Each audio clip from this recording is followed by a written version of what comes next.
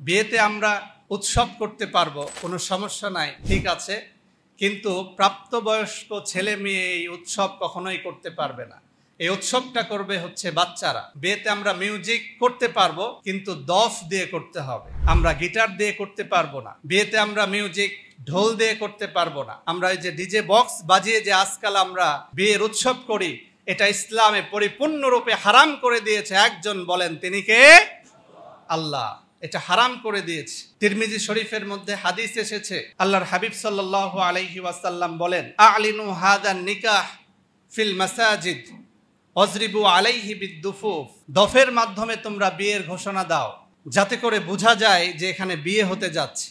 বিয়েটা এটা লুকিয়ে লুকিয়ে করার বিষয় নয়। ওমরে ফারুক রাদিয়াল্লাহু তাআলা আনহু যখন মদিনার খলিফা ছিলেন, তখন তিনি বলতেন, যারা বিয়ে করতেছে যারা যদি লুকিয়ে লুকিয়ে বিয়ে করে, সে বিয়ে করেছে, তার আশেপাশের পাড়া প্রতিবেশী যদি না জানে তাদের দাম্পত্য জীবন সম্পর্কে, তাহলে আমি তাদেরকে জেনার শাস্তি দিব।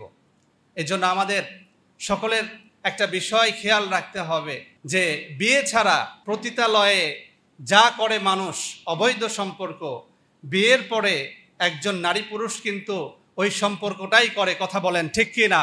পতিতালয়ে যেটা করে ওই একই জিনিস মানুষ বিয়ের পরে করে, কিন্তু ওইটা হারাম, এইটা হালাল। এটা কেন হালাল?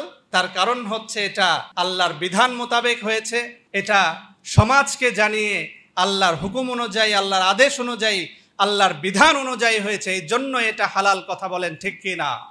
এই জন্য বিয়েটা হচ্ছে হালাল। আর হালালের মধ্যে বরকত দিয়ে দেয়, রহমত দিয়ে দেয় একজন, তিনি কে? আল্লাহ। আল্লাহ রহমত দিয়ে দেয়। এই জন্য হালাল কাজকে আজকে আমরা, বিয়েটা হচ্ছে হালাল বিষয়, পবিত্র বিষয়, কিন্তু আজকে আমরা এই পবিত্র বিষয়কে গান বাজনা করে, অশ্লীলতা করে, আমরা অবৈধ, আজকে আমরা এই পবিত্র জিনিসটাকে, পবিত্র বিষয়টাকে আমরা অপবিত্র করে ফেলেছি। কথা বলেন ঠিক কি না? আপনি বিয়েতে গায়ে হলুদ করতে পারবেন, ইসলাম এটা সাপোর্ট করে, কিন্তু এটা নারীরা হতে হবে, সেখানে কোনো পুরুষ যাইতে পারবে না। যেখানে নারী পুরুষ একত্রিত হয়, সেখানে তৃতীয় একটা পক্ষ একত্রিত হয়, সেটাকে বলেন, সেটাকে শয়তান। এই জন্য বিয়ের অনুষ্ঠান করতে পারবেন, গায়ে হলুদ করতে পারবেন, নারীরা আলাদা করবে, ছেলেরা আলাদা করবে, নারী পুরুষ কখনোই একত্রিত হতে পারবে না। আর এই বিয়েতে আপনি আনন্দ ফুর্তি করেন, কোনো সমস্যা নাই। আমাদের সমস্যা হচ্ছে আপনি 1টা 2টা পর্যন্ত ডিজে বক্স জোরে জোরে বাজাবেন। ওই সময় আমার মুসলমান ভাই তাহাজ্জুদ নামাজ পড়তে উঠতে পারে কি পারে না? বলেন, পারে কি পারে না? কোরআন তেলাওয়াত করার জন্য উঠতে পারে কি পারে না?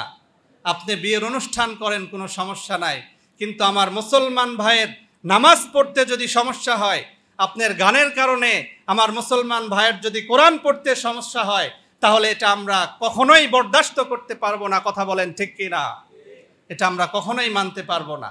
এই জন্য এই বিয়ের অনুষ্ঠানে এই বেহায়াপনা, এই হারাম কাজ থেকে আমরা বেঁচে থাকার চেষ্টা করব তো ইনশাআল্লাহ।